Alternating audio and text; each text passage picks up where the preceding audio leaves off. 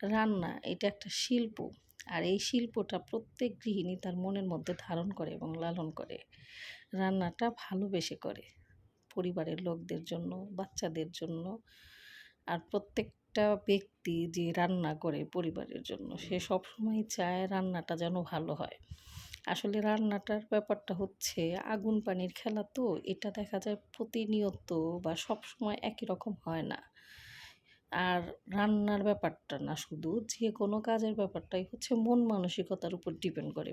আপনার যদি মন এবং আপনার যদি শরীর ভালো থাকে, তাহলে অবশ্যই যে কোনো কাজ যেরকম ভালোভাবে করা যায়, রান্নাটাও সেম। মন এবং শরীর ভালো থাকলে রান্নাটাও খুব ভালো হয়।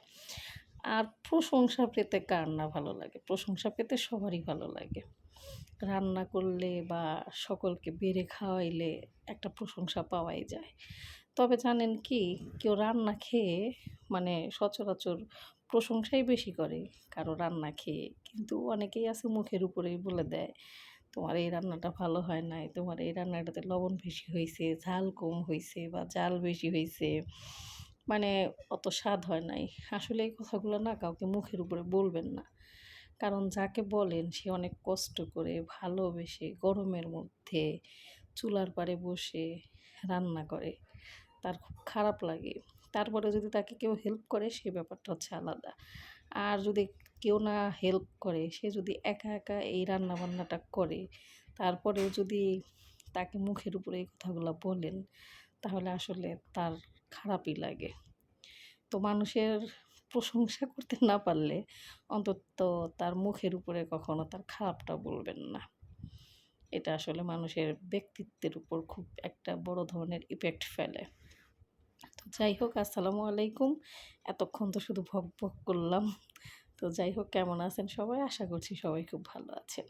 আমার নতুন একটা ব্লগে আপনাদের সকলকে স্বাগতম। আজ রান্না করব হচ্ছে গরুর মাংস। একটু ঝাল ঝাল করে রান্না করব। আর সাথে দেব হচ্ছে একটু মিষ্টি কুমড়া।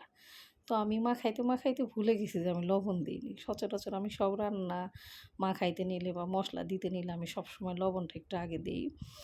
তো ভুলে গেছি। তারপরে হচ্ছে লবণটা দিয়ে মাখাইলাম। আর এই তো এখন দিয়ে দিচ্ছি হচ্ছে মিষ্টি কুমড়া। তো মিষ্টি কুমড়া দিয়ে এরকম গরুর মাংস কে কে পছন্দ করেন অবশ্যই কমেন্টে জানাবেন। আর আমার রান্নাগুলো দেখতে কেমন হয়, রান্নায় কোথাও কোনো কিছু অ্যাড করতে হবে কিনা, বা আমরা যেভাবে রান্না করে খাই এইভাবে আপনারা রান্না করে খান কিনা, সেটা অবশ্যই একটু কমেন্টে জানাবেন।